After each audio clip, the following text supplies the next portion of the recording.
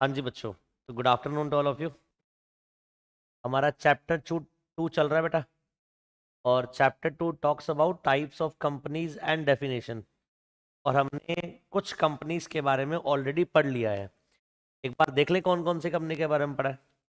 सबसे पहले हमने सेक्शन 2 क्लॉज 68 में प्राइवेट कंपनी के बारे में पढ़ा था। देन हमने 2 क्लॉज 71 में पब्लिक कंपनी के बारे में पढ़ा।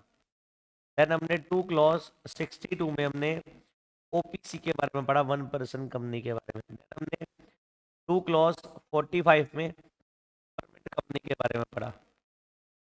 देन हमने 2 क्लॉज 46 एंड 2 क्लॉज, इसमें हमने होल्डिंग सब्सिडरी के बारे में पढ़ा।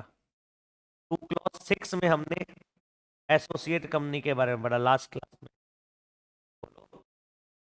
और इसके बाद बताओ कौन सी कंपनी हुई है, यही थी। चलिए आज हम शुरू करेंगे नेक्स्ट स्मॉल कंपनी से, सेक्शन 2 क्लॉज 85। तो सेक्शन 2 क्लॉज 85 में हम स्मॉल कंपनी के बारे में पढ़ेंगे। ध्यान से सुनिए बेटा, स्मॉल कंपनी प्राइवेट कंपनी का ही पार्ट है। स्मॉल कंपनी किसका पार्ट है? प्राइवेट का। सर इसका मतलब, तो स्मॉल कंपनी की डेफिनेशन सेक्शन 2 क्लॉज 85 में दे रखी है। और डेफिनेशन में देखो क्या बोला है, small company means A company other than a public company. Small company वो है जो अदर देन पब्लिक, जो पब्लिक नहीं है। जो पब्लिक नहीं है तो बची क्या, सिर्फ प्राइवेट है। स्मॉल कंपनी एक प्राइवेट कंपनी ही है। अब सवाल आता है कि लॉ मेकर ने जब प्राइवेट थी कंपनी, स्मॉल कंपनी को इंट्रोड्यूस क्यों करा? देखो सुनो ध्यान से, आप सबको पता है कंपनीज एक्ट के जो लॉज में सेक्शन दे रखे हैं, उसकी जो रिक्वायरमेंट है पब्लिक कंपनी के ऊपर ज्यादा स्ट्रिक्ट है। Reason behind, public company public से फंड्स रेस करती है, पब्लिक इशू लाकर, तो पब्लिक का पैसा लगा, इसलिए पब्लिक को सेव करना जरूरी ताकि कोई फ्रॉड वगैरह ना हो। तो पब्लिक कंपनी के ऊपर कंप्लाइंसेस बर्डन रेगुलेटरी ज्यादा होता है। प्राइवेट कंपनी में पब्लिक का पैसा लगा नहीं हुआ तो कोई फ्रॉड वगैरह के चांसेस नहीं है। देयरफॉर प्राइवेट कंपनी में जो बेटा, अगर हम बात करें रेगुलेटरी रिक्वायरमेंट की, कंप्लायंस की, प्राइवेट कंपनी में कंप्लायंस कम होते हैं। पब्लिक कंपनी में कंप्लायंस ज्यादा है, प्राइवेट कंपनी में क्या है, कम। अब लॉ मेकर कहता है इस पब्लिक प्राइवेट में भी मैं एक ऐसी प्राइवेट बनाऊंगा जिसको और ज्यादा कंप्लायंसेस से फ्री कर दिया जाएगा। मतलब प्राइवेट कंपनी जो स्मॉल कंपनी, अभी हमने क्या पढ़ा, small company means A company other than a public, जो पब्लिक नहीं है, क्या है मतलब, प्राइवेट। अब सुनो, जो प्राइवेट कंपनी स्मॉल है उसको प्राइवेट वाली एग्जाम्पशन तो दी ही दी लॉ मेकर ने, कुछ और एग्जाम्पशन और दे दी कि आपके ऊपर ये वाले सेक्शन भी एप्लीकेबल नहीं होंगे। मतलब प्राइवेट से भी क्या करा, जो लॉ की रिक्वायरमेंट प्राइवेट कंपनी के ऊपर आती है, एग्जैक्ट वो रिक्वायरमेंट स्मॉल कंपनी के ऊपर भी नहीं आती, क्योंकि स्मॉल कंपनी को और सेक्शन से एग्जम्प्ट कर दिया गया।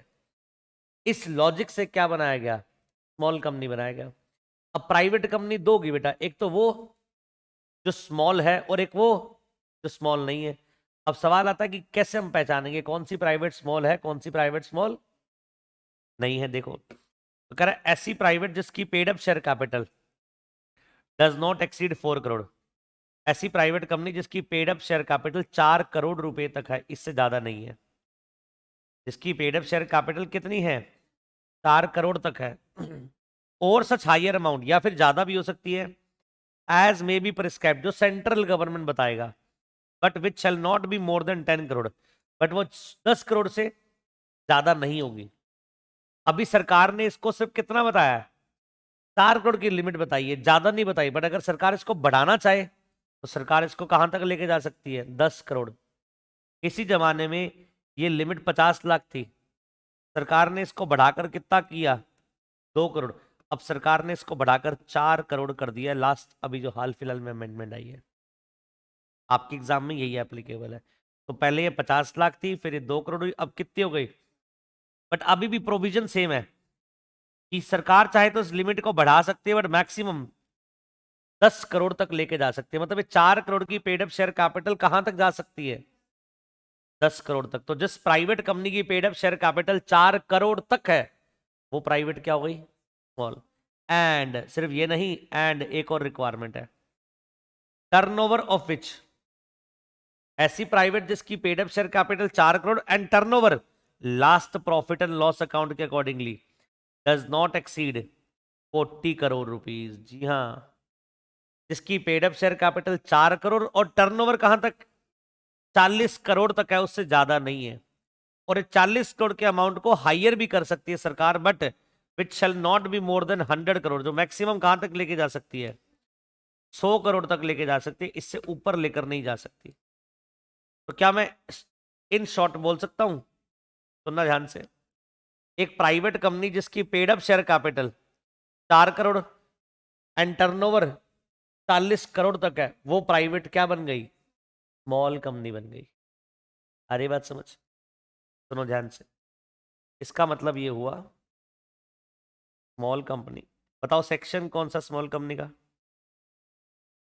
Section 2 clause 85। और क्या बोला इसने 2 क्लॉज 85 ने, स्मॉल कंपनी का मतलब एक प्राइवेट कंपनी ही है तो है। मैं इसको और सिंपल कर देता हूं, स्मॉल कंपनी मीन से प्राइवेट कंपनी जिसका paid up share capital up to 4 crore, 4 crore तक है, इससे ज्यादा नहीं है, प्लस उसका turnover up to 40 crore, up to 40 crore तक है, इससे ज्यादा नहीं है। और ये दो पैरामीटर, दो कंडीशन जो फुलफिल कर देगा, 4 crore 40 crore paid up share capital और टर्नओवर वाली रिक्वायरमेंट, प्राइवेट कंपनी, वो प्राइवेट कंपनी क्या बन गई, स्मॉल कंपनी बन गई। आ रही बात समझ। मेरा आपसे सवाल, कौन सी प्राइवेट स्मॉल नहीं है, कौन सी प्राइवेट स्मॉल नहीं, ये तो मैंने बता दिया कौन सी प्राइवेट स्मॉल है। तो कौन सी प्राइवेट स्मॉल में मैंने क्या बोला, जिसका paid up share capital 4 crore तक एंड टर्नओवर 40 करोड़, वो प्राइवेट स्मॉल है। मेरा सवाल दूसरा ये है, कौन सी प्राइवेट स्मॉल नहीं है, जिसका पेड अप शेयर कैपिटल या तो 4 करोड़ से ज्यादा हो जाए या फिर जिसका टर्नओवर 40 करोड़ में से ज्यादा हो जाए। दोनों में से कोई भी एक लिमिट को आपने जंप कर दिया, देन वो private company is private company, not a small company. और दोनों पैरामीटर को साइमल्टेनियसली कंप्लाई कर दिया, फुलफिल कर दिया, then that private company is known as small company. तो क्या मैं कह सकता हूं private small company is a part of private company, बोलिए पक्का। और ऐसा क्यों प्रोविजन लाया गया है बेटा, ये कंप्लायंस, मतलब प्राइवेट कंपनी के ऊपर जो प्रोविजन लगते हैं उससे भी एग्जम्प्ट कर दिया जाता है स्मॉल कंपनी को, बिकॉज ये और छोटे लेवल पे चली गई है। अरे बात समझ, ताकि जो कंप्लायंस बर्डन है वो कम से कम रहे, ताकि लोग एनकरेज हो ज्यादा से ज्यादा कंपनी बनाने के लिए। सोचो अगर कंपनी बनती है, उसके ऊपर रिक्वायरमेंट आ जाती है, ये भी करो, लॉ में ये भी लिखा है पूरा करो, उसको क्या लगेगा यार, मैं कितना कुछ करूंगा उस, और जितने कंप्लायंस वो करेगा उन सबको खुद तो करेगा नहीं, प्रोफेशनल हायर करेगा, और प्रोफेशनल फी फ्री में काम करेगा नहीं, चार्टर्ड वो फीस लेगा। तो वो चाहेगा ना ऐसी एंटिटी में जाऊं जिसमें कंप्लायंस कम से कम हो। यही रीजन है इंडिया में सबसे ज्यादा प्रोप्राइटरशिप ओपन की जाती है, सोल प्रोप्राइटरशिप, कारण कंप्लायंस ही नहीं है, कोई रेगुलेटरी लॉ ही नहीं है उसके ऊपर कि कहीं रिटर्न फाइल करनी है या रजिस्टर बनाना है या रिपोर्ट फाइल करनी, कुछ भी नहीं है। पार्टनरशिप के ऊपर कोई कंप्लायंस नहीं होता। बट जब आ जाओ एलएलपी, उसमें कंप्लायंस है, ईयरली अपनी स्टेटमेंट ऑफ अकाउंट्स फाइल करो, स्टेटमेंट ऑफ अकाउंट्स फाइल करो, रिटर्न फाइल करो, एनुअल रिटर्न, कंपनी में बैलेंस शीट पी&एल फाइल करना है। मतलब कंप्लायंस जहाँ ज्यादा होंगे वहां बर्डन तो आएगा आएगा। तो इसलिए हर एंटिटी चाहती है उसके ऊपर बर्डन क्या हो, कम हो। इसलिए लॉ में करने बेटा एक स्मॉल कंपनी का कॉन्सेप्ट इंट्रोड्यूस करा कि प्राइवेट में से ही एक और कंपनी क्या निकल कर आई, स्मॉल। एग्जम्पशन, अब हम क्या पढ़ने वाले हैं, एग्जम्पशन क्या कहती है।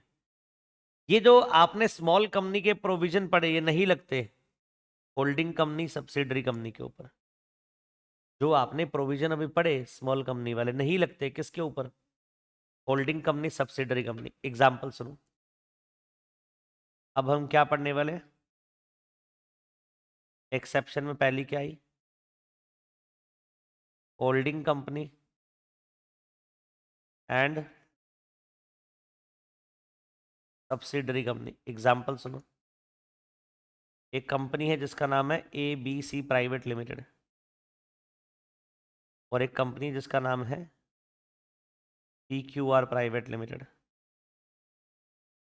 अगर ABC private limited PQR private limited का more than 50% total voting power खरीद ले, अगर ABC प्राइवेट लिमिटेड के पास PQR प्राइवेट लिमिटेड के शेयर्स है जो अपने आप में 50% वोटिंग पावर से ज्यादा है, इस कंपनी को क्या बोलेंगे? Holding company. और इसको क्या बोलेंगे? सब्सिडरी। एक बात गौर करने वाली है सर, क्या? बेटा ये दोनों प्राइवेट है, बोलो। और इनकी paid up share capital turnover check करते हैं, 4 करोड़ 40 करोड़ से कम है, बट फिर भी इनको स्मॉल नहीं माना जाएगा। क्या लिखा है? एक्सेप्शन। समझ आ गई बात? बोलो। मतलब होल्डिंग कंपनी और सब्सिडरी कंपनी को एग्जम्प्ट कर दिया, इसके ऊपर कौन से प्रोविजन नहीं लगेंगे? स्मॉल कंपनी के प्रोविजन नहीं लगेंगे।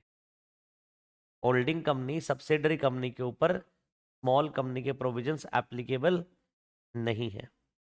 दूसरा, जो कंपनी रजिस्टर्ड है सेक्शन 8 में, सेक्शन 8 बोले तो नॉन प्रॉफिट ऑर्गेनाइजेशन। तो कोई कंपनी बनी नॉन प्रॉफिट ऑर्गेनाइजेशन में, सेक्शन 8 में प्राइवेट कंपनी है, और उसकी paid up share capital 4 crore 40 crore से कम है, टर्नओवर 40 करोड़ से कम है, paid up share capital 4 crore से कम है, उसके ऊपर भी हम स्मॉल कंपनी वाले प्रोविजन अप्लाई नहीं करेंगे, वो भी एग्जम्प्टेड है। तीसरा, वो कंपनी और वो body corporate governed by special act, कोई ऐसी कंपनी जो स्पेशल लॉ द्वारा सरकार द्वारा बनाई गई, जिसके ऊपर उसका खुद का क्या बना हुआ है, स्पेशल लॉ बना है, उसके ऊपर भी स्मॉल कंपनी के प्रोविजन नहीं लगेंगे। तो स्मॉल कंपनी के ऊपर प्रोविजन किस किस के ऊपर नहीं लगेंगे? होल्डिंग और सब्सिडरी। दूसरा, सेक्शन 8 कंपनी, और लेस नेक्स्ट, कंपनी और body corporate governed by special act. In company के ऊपर भी क्या नहीं लगेंगे? स्मॉल कंपनी के प्रोविजन। एक तो बेटा होल्डिंग सब्सिडरी आ गया, दूसरा सेक्शन 8 कंपनी जिसको हम बोलते हैं नॉन प्रॉफिट ऑर्गेनाइजेशन, और तीसरा एक कंपनी और body corporate governed by special law. समझ आ रही है बात? अच्छा, एक और बात सुनो ध्यान से। क्या? मुझे जरा बताओ, ये स्मॉल कंपनी कौन सी कंपनी है? प्राइवेट।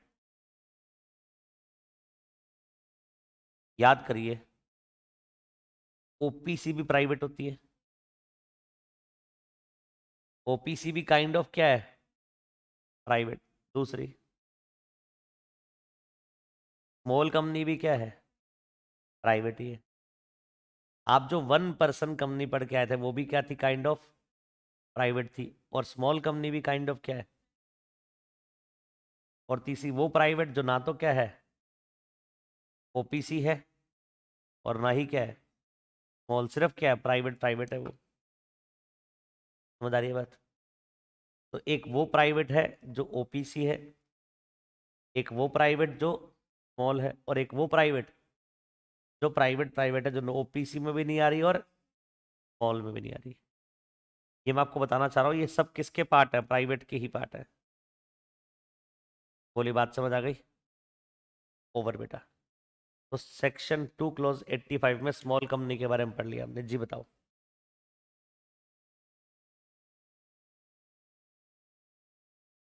नहीं बनेगी उसको।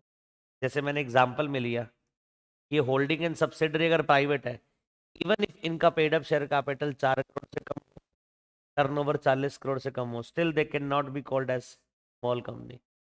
एग्जम्प्ट करा गया। Private holding company subsidiary company को स्मॉल कंपनी की डेफिनेशन एग्जम्पशन देती है। और बात समझ आ गई? और कोई डाउट? नहीं। एक और कंपनी हमारी होगी बेटा आज की क्लास में। पहली कंपनी जो है उसका नाम क्या है? अच्छा, ये कॉन्सेप्ट लाया क्यों, पहले ये समझ आया स्मॉल कंपनी का क्यों लाया गया?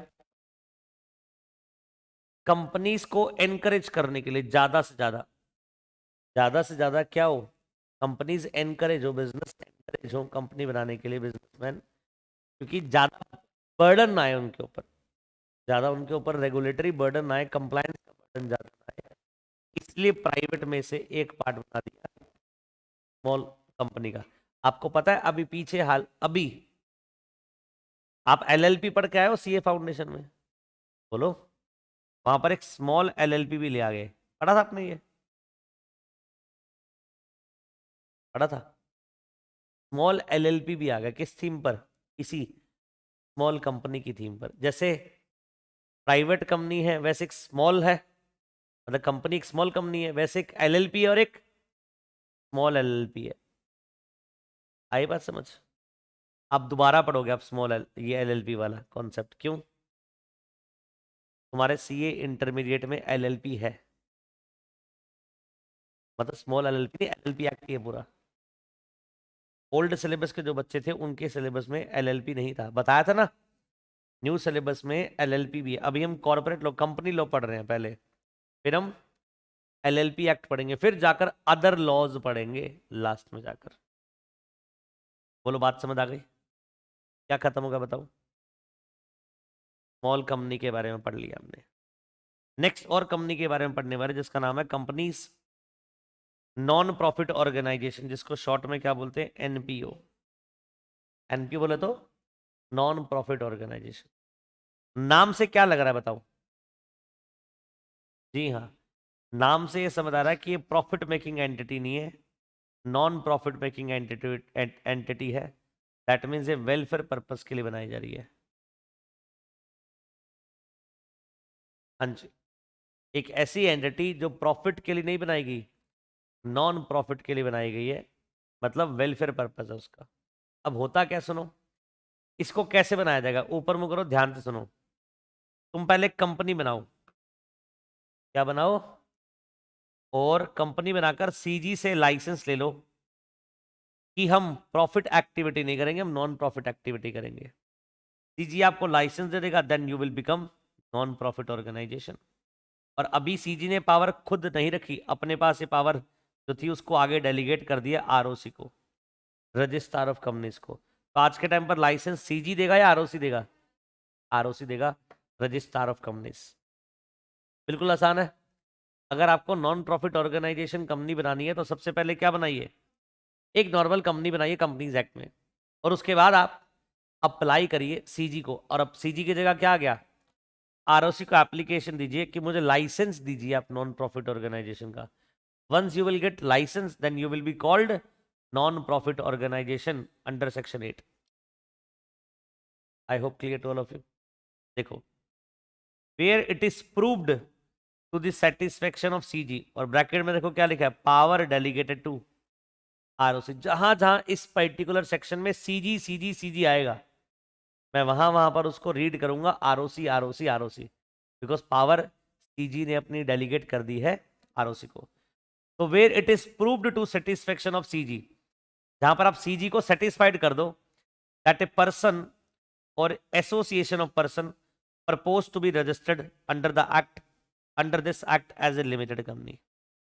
जहां पर आप ये प्रूफ कर दो कि हम जो कंपनी बना रहे हैं वो एक लिमिटेड कंपनी बना रहे हैं, जिसका ऑब्जेक्ट क्या होगा, सुनो ध्यान से, तो आप बता रहे हो उसका ऑब्जेक्ट क्या होगा, प्रमोशन ऑफ कॉमर्स, आप कॉमर्स को प्रमोट करने के लिए बना रहे हो, या फिर आर्ट को प्रमोट करने के लिए बना रहे हो कंपनी, या फिर साइंस को प्रमोट करने के लिए बना रहे हो, या फिर स्पोर्ट्स को प्रमोट करने के लिए बना रहे हो, या फिर एजुकेशन को प्रमोट करने के लिए बना रहे हो, या फिर रिसर्च को प्रमोट करने के लिए बना रहे हो, या फिर सोशल वेलफेयर को प्रमोट करने के लिए बना रहे हो, या फिर रिलीजन को प्रमोट करने के लिए बना रहे हो, या फिर चैरिटी को प्रमोट करने के लिए, या फिर प्रोटेक्शन ऑफ एनवायरनमेंट को प्रमोट करने के लिए बना रहे हो, या फिर एनी सच अदर ऑब्जेक्ट, इससे मिलता जुलता कोई और।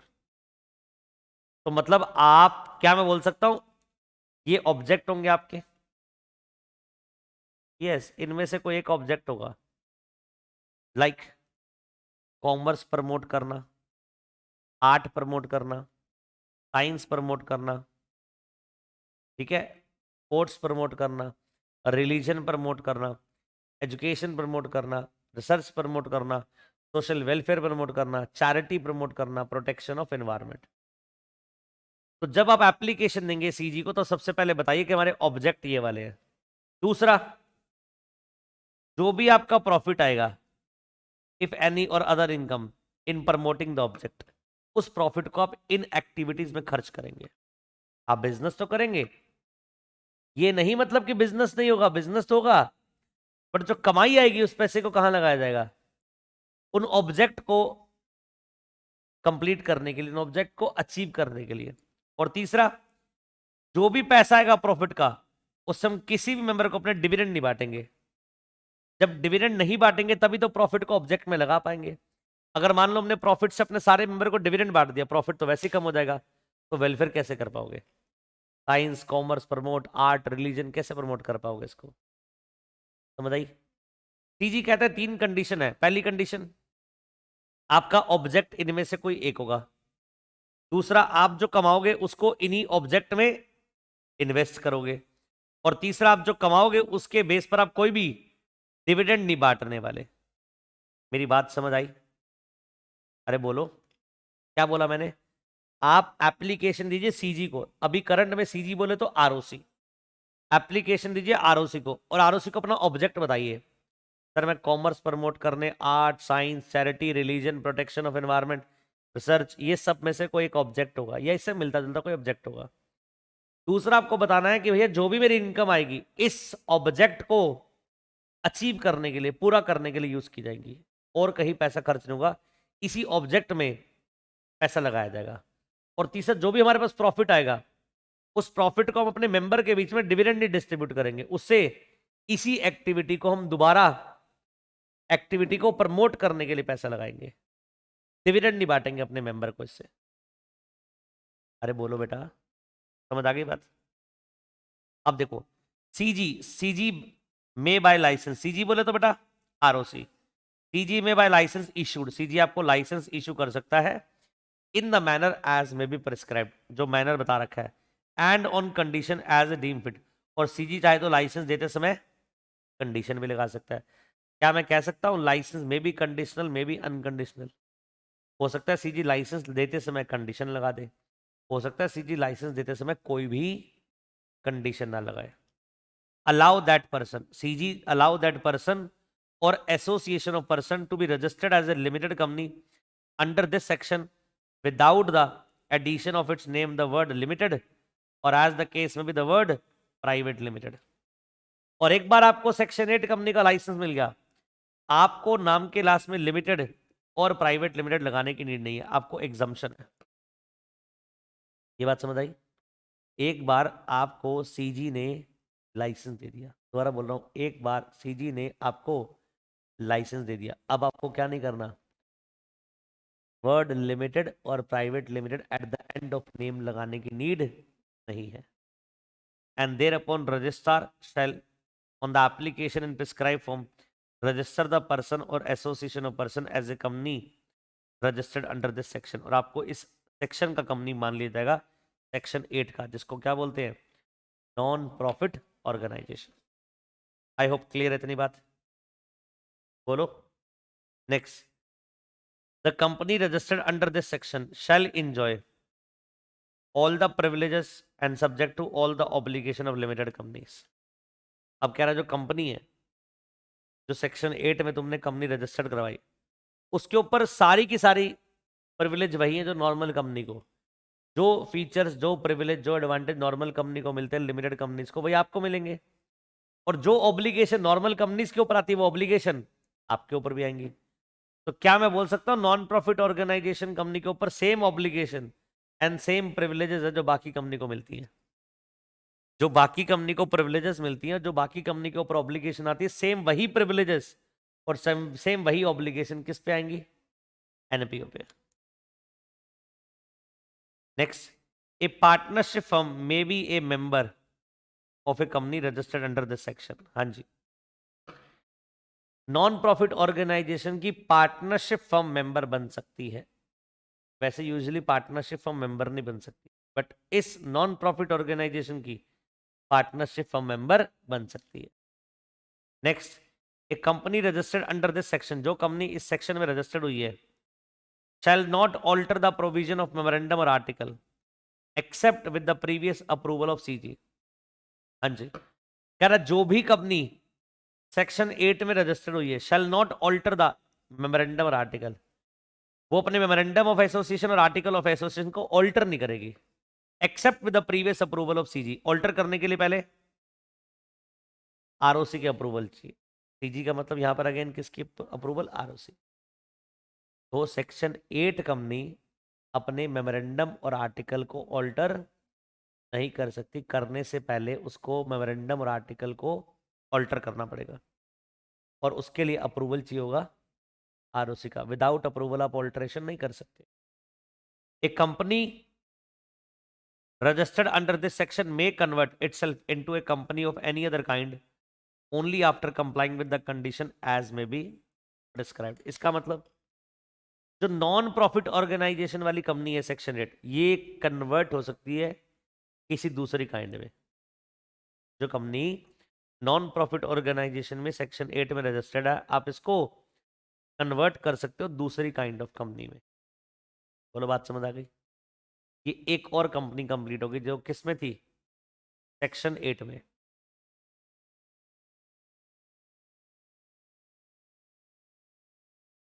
बताइए, पहले हमने क्या पढ़ा बताओ? Small company.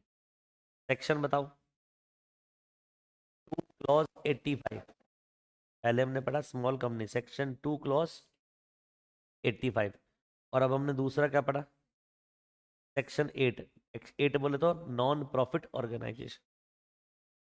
अब मूव ऑन करते हैं बेटा नेक्स्ट कंपनी की तरफ, जिसका नाम है फॉरेन कंपनी। नाम से ही क्या समझ आ रहा है फॉरेन कंपनी के? आउटसाइड इंडिया वाली कंपनी है। और इसका सेक्शन क्या है? 2 क्लॉज 42। फॉरेन कंपनी का सेक्शन कौन सा है? 2 क्लॉज 42। तो foreign company means any company. Foreign company का मतलब एक ऐसी कंपनी और एक ऐसी body corporate incorporated outside India, जो बनी कहाँ है? Outside India, which has a place of business in India, और जिसका प्लेस ऑफ बिजनेस कहाँ है? इंडिया में। मतलब ये कंपनी इनकॉर्पोरेट कहाँ हुई है? Outside India. Company incorporated outside India. और आउटसाइड इंडिया का यहाँ मतलब किससे है? बस इंडिया के बाहर, चाहे वो कुछ भी हो, कोई भी प्लेस हो, इंडिया से बाहर मतलब आउटसाइड इंडिया। तो आपका इनकॉर्पोरेशन बाहर हुआ है, and which has a place of business in India, और आपका एक प्लेस ऑफ बिजनेस इंडिया में है, वेदर बाय देमसेल्फ या उन्हीं के द्वारा है, और थ्रू एजेंट या एजेंट के द्वारा है, या फिजिकली ऑपरेट करते हो इंडिया में, या फिर इलेक्ट्रॉनिकली। को फिजिकली कुछ नहीं है, सब कुछ ऑनलाइन काम होता है। और इंडिया में क्या करते हैं? Conduct any business activity in India. और इंडिया में क्या कर रहे हैं? बिजनेस एक्टिविटी कर रहे हैं। जरा बताइए, बात समझ आई? तो फॉरेन कंपनी बताओ बेटा क्या है? Foreign company means A company which is incorporated outside India. एक ऐसी कंपनी जो जिसका इनकॉर्पोरेशन रजिस्ट्रेशन कहाँ हुआ है? Outside India, but which has a place of business in India, और उनका एक प्लेस ऑफ बिजनेस इंडिया में भी है, whether by themselves or through agent, conducting whether physically or through electronically any business activity in India. उस एंटिटी को हम क्या मानेंगे? तो मतलब एक फॉरेन कंपनी है बट उसका प्लेस ऑफ बिजनेस इंडिया में नहीं है, तो क्या? एक कंपनी है जो यूएसए में इनकॉर्पोरेट हुई है, यूएसए में इनकॉर्पोरेट हुई है, उसका प्लेस ऑफ बिजनेस रशिया में भी है, चाइना में भी, जापान में भी है, तो क्या हम उसको इंडिया में फॉरेन कंपनी बोलेंगे? नहीं। क्यों? दो चीजें हैं फॉरेन कंपनी के लिए, पहला तो इनकॉर्पोरेटेड आउटसाइड इंडिया हो, दूसरा place of business in India. कितने पैरामीटर हुए बताओ? दो पैरामीटर बोल दो, कंडीशन बोल दो। कि दो कंडीशन फुलफिल जब होंगी तभी उस कंपनी को हम बोल पाएंगे फॉरेन कंपनी। पहली बताओ? इनकॉर्पोरेटेड आउटसाइड इंडिया, दूसरा place of business in India. मेरा आपसे सवाल, अगर कोई कंपनी गुरुग्राम में बनी है, जिस गुरुग्राम बोलते हैं आज के टाइम पर, ठीक है, बोलो, कंपनी कहाँ बनी है? गुरुग्राम में। हेड ऑफिस कहाँ है? गुरुग्राम में। और यूएसए में इसका प्लेस ऑफ बिजनेस है, क्या ये फॉरेन कंपनी है? बोलो, ये फॉरेन कंपनी नहीं है। क्यों, ऐसा क्यों? Yes, incorporated in India. Gurgaon कहाँ आता है? हरियाणा में। हरियाणा कहाँ आता है? इंडिया में। समझे? ये तो उल्टा रिवर्स कर दिया मैंने। कंपनी इनकॉर्पोरेटेड इन इंडिया और having place of business outside India. ना ना ना, मैंने तो प्रोविजन क्या पढ़ाया था? Company incorporated outside India having place of business in India, तब उसको हम मानेंगे फॉरेन कंपनी। बोलो, बात समझ आ गई? अब आपने ऊपर एक वर्ड पढ़ा था कि has a place of business in India whether by themselves. Place of business है वेदर बाय देमसेल्फ, या तो उन्हीं के द्वारा, या फिर थ्रू एजेंट, या फिर किसके द्वारा? एजेंट के द्वारा। और आगे लिखा था आपने, चाहे फिजिकली ऑपरेट करते हैं चाहे इलेक्ट्रॉनिकली ऑपरेट करते हैं, यही पढ़ा था हमने। बोलो। चलो, अब इसका मतलब क्या है, मीनिंग ऑफ इलेक्ट्रॉनिक मोड? देखिए, section 2 clause 42 of companies act 2013 बताता है इलेक्ट्रॉनिक मोड का मतलब। Electronic mode means carrying out electronically based whether main server is installed in India or not, including but not limited to. हाँ जी, ये सारे काम अगर आप इंडिया में करते हैं इलेक्ट्रॉनिकली, तो माना जाएगा कि आप इंडिया में बिजनेस कैसे ऑपरेट कर रहे हैं, थ्रू इलेक्ट्रॉनिक मोड। ये बात समझे आप? जो नीचे एक्टिविटी बता रखी है, ये सारी एक्टिविटी मानी जाएंगी कि आप इंडिया में प्लेस ऑफ बिजनेस चला रहे हैं थ्रू इलेक्ट्रॉनिक मोड। अब यहां पर लिखा है electronic mode means carrying out electronically based. आप बिजनेस कैसे कर रहे हो? इलेक्ट्रॉनिकली बेस्ड कर रहे हो, चाहे उसका मेन सर्वर जिससे वो बेटा लिंक्ड है बेटा इलेक्ट्रॉनिक बिजनेस, वो इंस्टॉल्ड इंडिया में हो या इंडिया से बाहर हो, उससे फर्क नहीं पड़ता। समझ आ गई बात? Including but not limited to, इसका मतलब क्या है? इसका मतलब ये सब इंक्लूडिंग बिजनेस है, बट नॉट लिमिटेड टू इसका मतलब यही नहीं है, इसके अलावा और भी हो सकते हैं। ये बात समझे? Electronic but, sorry, including but not limited to, मतलब ये सब क्या है? इंक्लूडेड है इलेक्ट्रॉनिक बिजनेस है, बट नॉट लिमिटेड टू का मतलब सिर्फ यही नहीं है। तो क्या मैं बोल दूं सिर्फ इंक्लूसिव डेफिनेशन ही हो गई? इंक्लूसिव डेफिनेशन है, मतलब इसमें और भी चीजें इंक्लूड हो सकती हैं समय के अकॉर्डिंग। अरे बोलिए। अब सवाल उठता सर क्या? पहला, बिजनेस टू बिजनेस, आपकी ट्रांजैक्शन इंडिया में चलती है B2B, या आपकी ट्रांजैक्शन चलती है B2C, या data interchange and other digital supply transaction, या फिर आप ऑफर करते हैं टू एक्सेप्ट डिपॉजिट और इनवाइट डिपॉजिट और एक्सेप्टिंग डिपॉजिट और सब्सक्रिप्शन सिक्योरिटी इन इंडिया और फ्रॉम सिटीजन ऑफ इंडिया। मतलब आप क्या कर रहे हैं? इंडिया में ऑफरिंग टू एक्सेप्ट डिपॉजिट, आप इंडिया में ऑफर दे रहे हैं कि डिपॉजिट दो। इंडिया में ऑफर दे रहे हैं किस चीज के लिए? डिपॉजिट्स के लिए, लोन के फॉर्म में ले रहे हैं आप। Inviting deposit, accepting deposit, subscription securities, या फिर आप सिक्योरिटी सब्सक्रिप्शन की बात हो रही है इन इंडिया और फ्रॉम सिटीजन ऑफ इंडिया। तीसरा, कोई फाइनेंशियल सेटलमेंट है, या वेब बेस्ड कोई मार्केटिंग है, या एडवाइजरी एंड ट्रांजैक्शनल सर्विस है, डेटाबेस सर्विस है, प्रोडक्ट सर्विस है, या सप्लाई चेन मैनेजमेंट सर्विस है। ये सब भी किस में आएगा? इलेक्ट्रॉनिकली बेस्ड में आएगा ये। आप ऑनलाइन सर्विस करते हैं जैसे टेली मार्केटिंग। टेली मार्केटिंग क्या होता है? आज के टाइम पर नहीं थे, पहले फोन आते थे सर कि हम इस कंपनी से बात कर रहे हैं, हमारा ये प्रोडक्ट है। लाइक होम शॉप 18 एक चैनल आता है, आपने देखा होगा, होम शॉप 18। कभी देखा आपने? सेल लगी होती है जी, 5 मिनट बच गए हैं, ये बर्तन बिक रहे हैं 500 का, 600 का, चप्पल बिक रही है, जूते बिक रहे हैं। वैसे टेली मार्केटिंग कोई कर रहा है, एजुकेशन बिजनेस ऑनलाइन चल रहा है, कोचिंग वगैरह ऑनलाइन हो रही है, एजुकेशन ऑनलाइन दी जा रही है, टेली कम्युनिकेटिंग ऑनलाइन है, टेली मेडिसिन है, या कोई इंफॉर्मेशन रिसर्च वाला काम है, ये सब भी इलेक्ट्रॉनिक डाटा, इलेक्ट्रॉनिक बिजनेस में आएगा, इलेक्ट्रॉनिक मोड में आएगा। या फिर all related data communication service, या फिर सारी इससे रिलेटेड जो भी क्या है डाटा कम्युनिकेशन सर्विस है, उसको भी किस में आएगा? इलेक्ट्रॉनिक मोड में। अब चाहे आप ये काम ईमेल से कर रहे हैं, वेदर कंडक्टेड बाय ईमेल, चाहे मोबाइल डिवाइस से चल रहा है, चाहे सोशल मीडिया से चल रहा है, चाहे क्लाउड कंप्यूटिंग से चल रहा है, या डॉक्यूमेंट मैनेजमेंट से चल रहा है, या वॉइस टेली कॉलिंग जैसे होती है, टेली मार्केटिंग वॉइस से हो रही है, या फिर डाटा ट्रांसमिशन से हो रही है, अदरवाइज किसी भी तरह से हो रही हो, अगर ये एक्टिविटी किसी भी तरह से हो रही हो, इन तरीके से अगर ये एक्टिविटी हो रही है, तो माना जाएगा वो क्या है? इलेक्ट्रॉनिक बेस्ड है। मतलब बिजनेस आपका कैसे बेस्ड है? Electronic based. और इलेक्ट्रॉनिक बेस में क्या आता है? ये सब। और चाहे आप इलेक्ट्रॉनिक बेस बिजनेस को कंडक्ट करवा रहे हैं ईमेल से, मोबाइल डिवाइस कोई ऐप बनाकर चला रहे हैं, सोशल मीडिया आपने कोई पेज बना दिया, इंस्टाग्राम पेज, फेसबुक पेज बना दिया, क्लाउड कंप्यूटिंग है, डॉक्यूमेंट मैनेजमेंट है, या फिर कोई वॉइस है, कोई डाटा ट्रांसमिशन है, या कोई अदरवाइज। बोलो, बात समझ आ गई?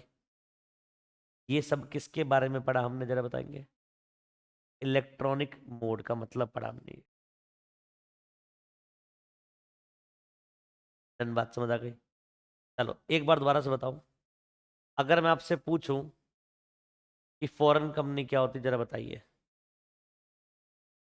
आप बोलोगे फॉरेन कंपनी मींस ए कंपनी इनकॉर्पोरेटेड आउटसाइड इंडिया, एक ऐसी कंपनी जो बनी कहाँ है? Outside India, and which has a place of business in India. और प्लेस ऑफ बिजनेस क्या है? इंडिया में। आगे लिखा है whether by themselves or through agent, weather physically और इलेक्ट्रॉनिक मोड। और इलेक्ट्रॉनिक मोड में क्या आता है हमने पढ़ा, ठीक है? बट वहां पर हमने क्या पढ़ा? इलेक्ट्रॉनिक मोड में सिर्फ यही नहीं है, और भी बहुत कुछ आ सकता है। अब वो इलेक्ट्रॉनिक मोड वाला जो आप करेंगे एक्ट, चाहे वो मोबाइल बैंकिंग से, मोबाइल एक्टिविटी से हो रहा हो, मोबाइल डिवाइस से हो रहा हो, सोशल मीडिया से हो रहा हो, ठीक है, या वॉइस से हो रहा हो, किसी भी तरह से हो रहा हो, माना जाएगा वो इलेक्ट्रॉनिक मोड में है। डन। चलो एक बार सारी कंपनी रिपीट करो। सबसे पहले कौन सी कंपनी पढ़ी? प्राइवेट कंपनी पढ़ी थी 2 क्लॉज 68 में। फिर पढ़ी पब्लिक कंपनी 2 क्लॉज 71 में। फिर पढ़ी ओपीसी 2 क्लॉज 62 में। फिर पढ़ी 2 क्लॉज 46 में होल्डिंग कंपनी, 2 क्लॉज 87 में सब्सिडरी कंपनी, 2 क्लॉज 6 में एसोसिएट कंपनी, उसके बाद 2 क्लॉज 45 में गवर्नमेंट कंपनी। बोलो, इसके बाद बताओ।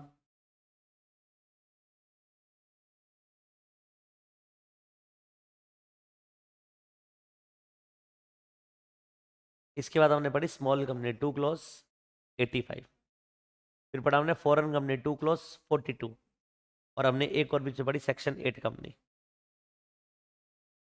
बोलो। 2 क्लॉज 45 में हमारा गवर्नमेंट कंपनी था, 2 क्लॉज 42 में फॉरेन कंपनी है, सेक्शन 8 में नॉन प्रॉफिट ऑर्गेनाइजेशन। अच्छा, 2 क्लॉज 85 और पढ़ा स्मॉल कंपनी का।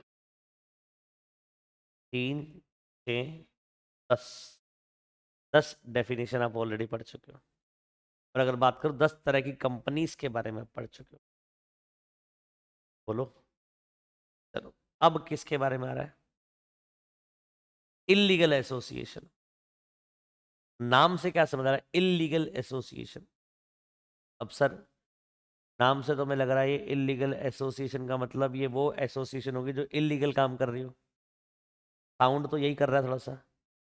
एक ऐसी एसोसिएशन जिसका ऑब्जेक्ट इलीगल होगा, ऐसा कुछ साउंड कर रहा है, बट ऐसा है नहीं बेटा। Illegal association does not mean कि जो इलीगल बिजनेस कर रही हो। और इलीगल एसोसिएशन की डेफिनेशन कहाँ है?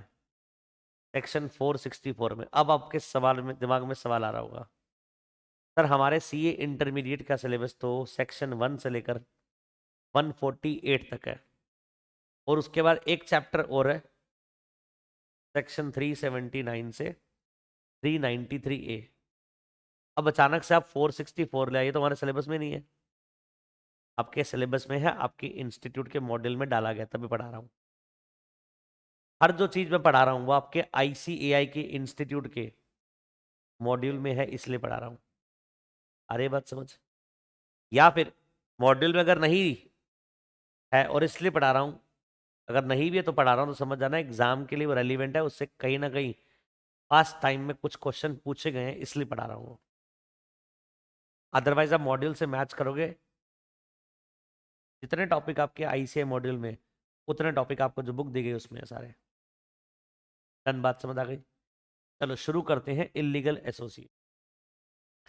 अब मुझे एक बात बताओ, आप लोग फाउंडेशन पास हो, सीए फाउंडेशन, सीए फाउंडेशन का रिजल्ट आता है 25%,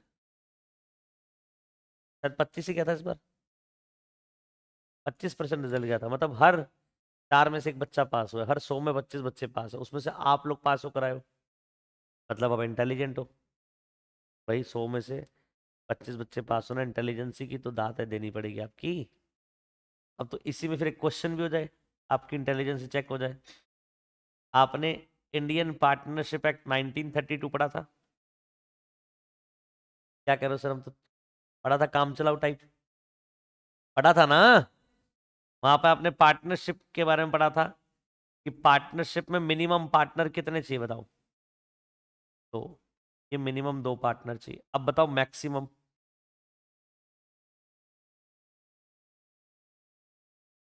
हाँ जी, लिमिट नहीं है मैक्सिमम पार्टनर पे। ठीक है, मेगा आपने ही पास करा है? अच्छा, कैसे पास किया? पढ़कर?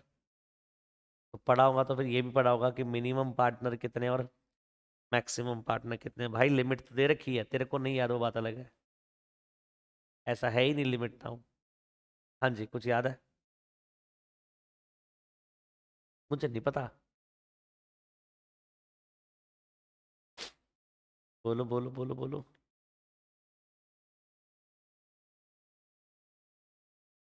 तू बता बेटा।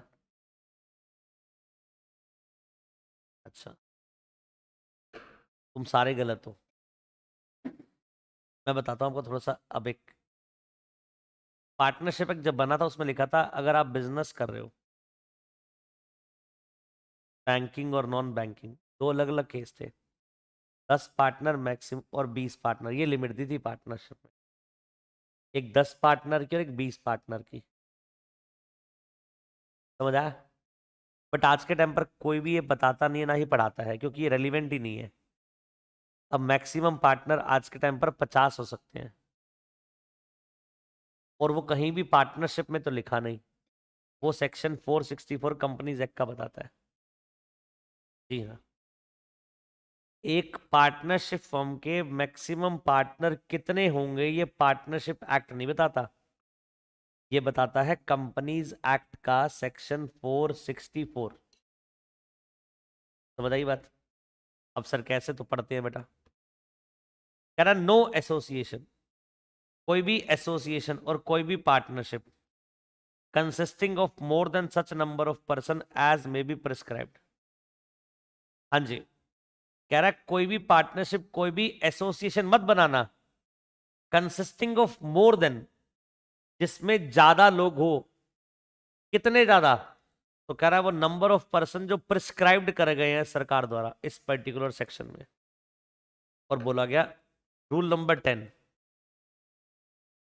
10 ऑफ कंपनीज मिसलेनियस रूल्स 2014, वो बोलता है 50% सरकार ने मैक्सिमम लिमिट दी कि कोई भी एसोसिएशन, कोई भी पार्टनरशिप 50 लोगों से ज्यादा नहीं होनी चाहिए।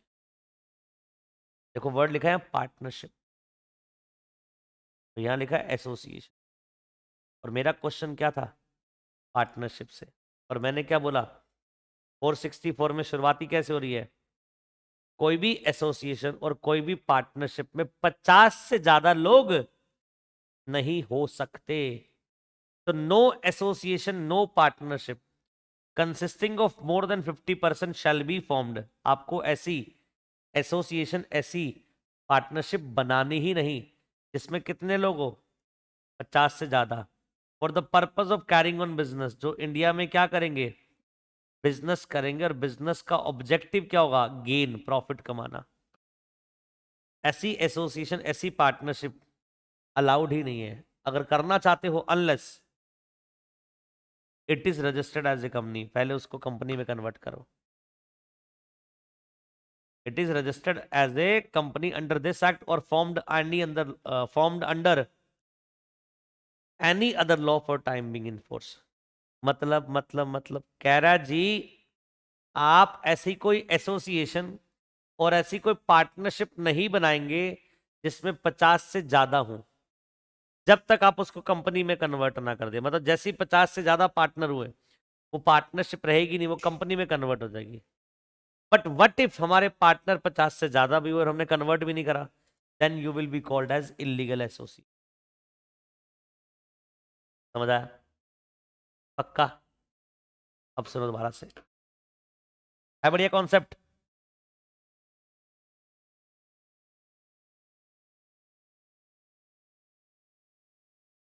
इलीगल एसोसिएशन, सेक्शन बताओ। 464।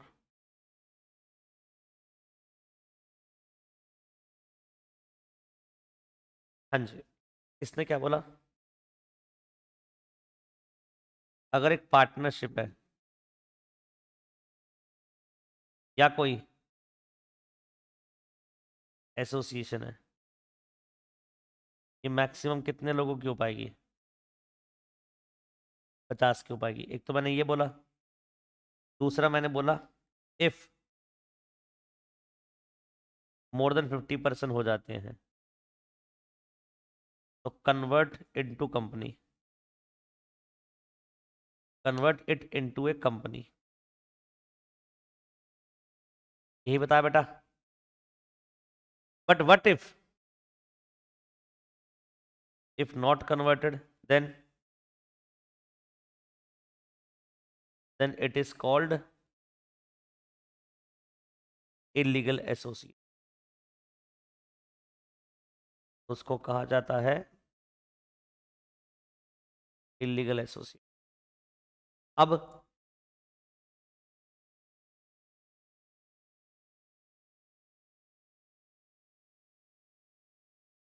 Indian partnership act 1932 does not prescribe maximum number of partners।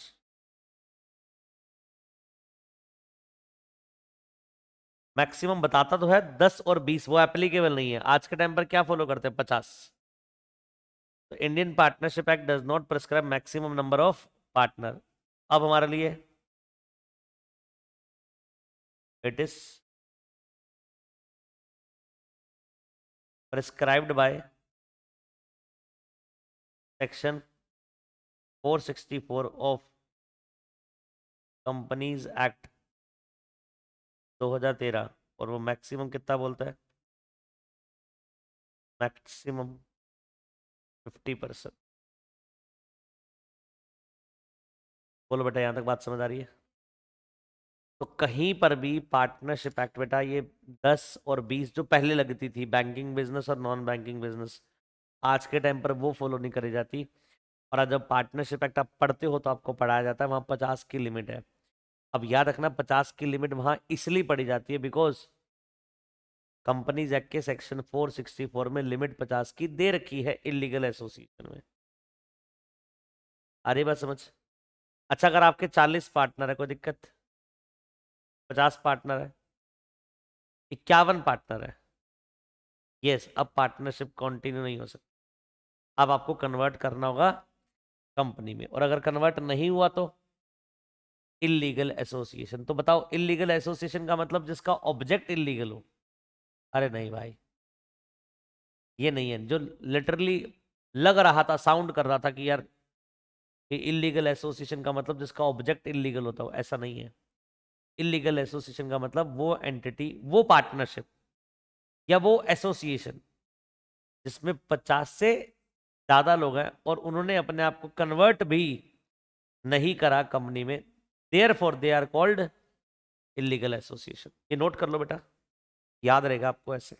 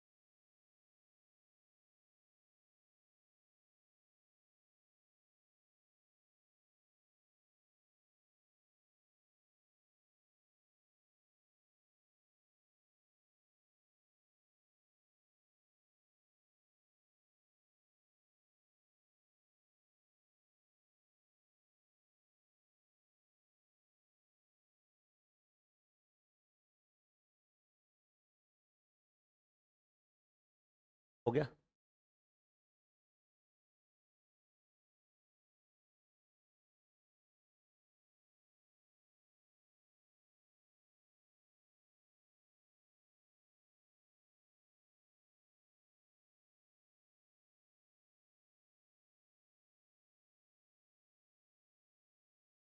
Done बेटा। अब आगे सुनो। और ये 50 की लिमिट कहाँ बताई गई है? रूल नंबर 10 में। कहाँ बताई गई है? अब लिखो एक्सेप्शन। एक्सेप्शन बोलता है जहां पर ये एप्लीकेबल नहीं है। सेक्शन पहला, एचएफ। आपको पता होगा एचएफ बिजनेस होता है। एचएफ क्या होता है? हिंदू अनडिवाइडेड फैमिली बिजनेस होता है। अब एचएफ में 55 मेंबर क्यों ना हो, उनको कंपनी बनाने की नीड नहीं है, और ना ही उनको इलीगल एसोसिएशन कहा जाएगा। That means HF can have more than 50 members. Even in that case, HF cannot be called illegal association because HF कहां पर है? एक्सेप्शन में। देन बात समझ आ गई? क्योंकि HF में हिंदू अनडिवाइडेड फैमिली बिजनेस एक फैमिली के ऊपर बेस्ड है। फैमिली के मेंबर कम भी हो सकते हैं और ज्यादा भी हो सकते हैं। नेक्स्ट, एक एसोसिएशन और एक partnership if it is formed by professionals who are governed by special acts. कह रहा बेटा एक ऐसी पार्टनरशिप है, कोई एक ऐसी एसोसिएशन है फॉर्म्ड बाय प्रोफेशनल्स, जो बनाई किसने है? Professional, who are governed by special act. Example, तुमने सीए फर्म बनाई। अब तुम सीए जो फर्म बनाओगे वो कैसे बनाओगे? ये एक्ट के अकॉर्डिंग नहीं बनाओगे भाई, चार्टर्ड अकाउंटेंट एक्ट जो 1949 बोलता है, उस एक्ट में लिखा होता है आपकी जो फर्म के क्या रूल्स है। आपकी जो फर्म का नाम होगा वो भी आपको आईसीएआई से अप्रूव करवाना पड़ता है, वही नाम मिलेगा आपको। ऐसे नहीं कुछ भी रख दोगे। भाई तुम सीए बन गए, मैं जैसे सीएस हूं, मेरी फर्म है आशीष के एंड कंपनी, मैं प्रैक्टिसिंग सीएस हूं। तो आशीष के एंड कंपनी मैंने अप्लाई करा, मैंने बहुत सारे नाम अप्लाई करा, उसमें कुछ रिजेक्ट हो गए। खुद ऑप्शन होता है सर्च करने का कौन सा अवेलेबल है कौन सा अवेलेबल नहीं है। तो आशीष के एंड कंपनी मुझे लगा मिल जाएगा, फिर मैंने ये अप्लाई कर दिया। अब मुझे बताइए मेरी जो फर्म है उसको रेगुलेट करने के लिए क्या बना हुआ है? स्पेशल लॉ बना हुआ है सरकार का। जैसे सीएस वालों के लिए बना है आईसीएसआई का कंपनी सेक्रेटरीज एक्ट 1980, और सीए वालों के लिए बना है चार्टर्ड अकाउंटेंट एक्ट 1949। तो मुझे बताइए अब इसमें 50 से ऊपर पार्टनर क्यों ना हो जाए? क्या इलीगल एसोसिएशन है? नहीं। कारण कि इसके ऊपर तो कंपनीज एक्ट लग ही नहीं रहा, ये तो अपने लॉ द्वारा क्या है स्पेसिफिकली बनाई गई है और उसी द्वारा रेगुलेट की जाएगी। ये तो अपने स्पेशल लॉ द्वारा बनाई गई है, रेगुलेट भी कौन करेगा इसको? स्पेशल लॉ रेगुलेट करेगा। तो चाहे 50 से ज्यादा ही क्यों ना हो, तब भी क्या नहीं है, ये इलीगल एसोसिएशन नहीं है। आई होप बात समझ आई, पक्का? बताइए, ये सेक्शन 464 पूरा समझ आया? फिर हमने पढ़ा 464 सेक्शन किसके ऊपर नहीं लगता। पहला हमने क्या पढ़ा? HUF, Hindu undivided family business. तो HUF बिजनेस में इवन इफ आपके मेंबर 50 से ज्यादा हो जाएंगे, इवन इन दैट केस आप इलीगल एसोसिएशन नहीं हो। दूसरा, कोई ऐसी एसोसिएशन, कोई ऐसी partnership which is formed by professionals और जिसके ऊपर गवर्निंग लॉ अलग है, तो अगेन वहां कंपनीज एक्ट नहीं लगेगा, तो 464 सेक्शन भी नहीं लगेगा। डन, बात समझ आ गई? अब क्या पढ़ने वाले हैं? What are the consequences? Consequence क्या होंगे? Since law does not recognise it, क्या इसको लॉ रिकॉग्नाइज करता है इलीगल एसोसिएशन को? लॉ रिकॉग्नाइज करता है नहीं, इसको कोई सम्मान देता है नहीं, कोई वैल्यू देता नहीं है, कोई जगह नहीं दे रहा, तभी तो इसको क्या नाम दिया? इलीगल एसोसिएशन का। तो illegal association can not enter into contract. Normal company का कॉन्ट्रैक्ट कर सकती है? यस। इनकॉर्पोरेटेड बॉडी जो है वो कॉन्ट्रैक्ट कर सकती है, but whereas illegal association can not enter into contract. दूसरा, can not sue any member or outsider, not even if company is subsequently registered। याद करिए, तुमने एक फीचर पढ़ा होगा कंपनी में, कैपेसिटी टू sue और बी sued। कंपनी स्यू कर भी सकती है और हो भी सकती है स्यू, मतलब कंपनी केस कर भी सकती है, कंपनी के ऊपर केस हो भी सकता है। ये रूल था कंपनी के लिए। इलीगल एसोसिएशन कहती है कैन नॉट स्यू, आप स्यू नहीं कर सकते बिकॉज आप इलीगल हो। क्या हो आप? इलीगल। ऊपर क्या लिखा था? कैन नॉट स्यू, और नीचे क्या लिखा है? Can not B sued. मतलब ऊपर था कैन नॉट स्यू, आप केस नहीं कर सकते, और नीचे लिखा कैन नॉट बी स्यूड, आपके ऊपर केस हो भी नहीं सकता। Can not be bound up by order of the court, ये क्या नहीं हो सकती? कोर्ट द्वारा बाउंड अप भी नहीं हो सकती, जैसे कंपनीज बाउंड अप होती हैं, बंद होती हैं। Next, however illegal association is liable to be tax. वाह तुमने इनकम टैक्स पढ़ा? पढ़ रहे तुम? सर ने एक बात बताई होगी, हमारा डिपार्टमेंट बड़ा ना चालाक है। हमारा डिपार्टमेंट कहता है कुछ भी करो, अगर कमा रहे हो टैक्स दो, में नहीं मतलब इलीगल करो या काम इलीगल करो। कि सरकार कहते है कमा रहे हो तो भैया टैक्स में पे करोगे। एक तरफ तुम उसको कंपनीज एक्ट में क्या नहीं दे रहे, उसको एंटिटी नहीं मान रहे, इलीगल एसोसिएशन बोलकर रिकॉग्नाइज ही नहीं कर रहे। इनकम टैक्स बोलते नहीं नहीं तो एंटिटी है तो हमें क्या पे कर? टैक्स पे कर। तो 55 पार्टनरशिप में लोग, 55 partners doing partnership firm without being registered as a company. तो 55 partners registered doing partnership without registered as a company, जो कंपनी रजिस्टर नहीं करवा रहे थे, वो क्या है? Illegal association. And whatever the profits are gained, जो भी प्रॉफिट्स आएगा is liable to be taxed, उस पर टैक्स तो पे करना पड़ेगा। क्या करो, कितना बेरा है हमारा डिपार्टमेंट। डिपार्टमेंट कहता मुझे क्या मतलब, वो तो कंपनीज एक्ट कहता है इलीगल एसोसिएशन। मैं कहाँ कह रहा हूँ, मैं तो कह रहा हूँ हाँ तू है एंटिटी, मेरे को क्या पे कर? टैक्स पे कर। अरे बात समझ, आपका मन हो या ना हो आप टैक्स पे करते हो। आपको पता होगा हम दो तरह के टैक्स पे करते हैं, डायरेक्ट टैक्स और एक सरकार वरिड नहीं है डायरेक्ट टैक्स के लिए, पता आपको? बहुत कम टैक्स पे रहा है इंडिया में। अगर आप हर साल का आंकड़ा भी देखो, मुश्किल से 2, 2.5, 3 करोड़ 3 करोड़ लोग टैक्स पे करते हैं। क्या ही होता है इससे 150 करोड़ की आबादी वाले देश में। बट इनडायरेक्ट टैक्स सरकार को हर वक्त मिलता है। तुम मिल्क थैली लेकर आए, उसमें भी क्या है? जीएसटी है। पार्ले जी का बिस्किट लेकर आए, उसमें भी जीएसटी है। पेट्रोल खरीदा, उसमें कस्टम वैट, उसमें वैट सर्विस टैक्स आ जाता है, उसमें जीएसटी नहीं है। मतलब इनडायरेक्ट टैक्स हर जगह। नोटबुक लेकर आए, पेन लेकर आए, फोन लेकर आए, टैबलेट लेकर आए, हर जगह जीएसटी है। और इंडिया एक ऐसी कंट्री है जहां पर जीएसटी के रेट बड़े हाइक है। मैक्सिमम रेट ऑफ जीएसटी कितना है? 28%। कितना? 28। हद नहीं है?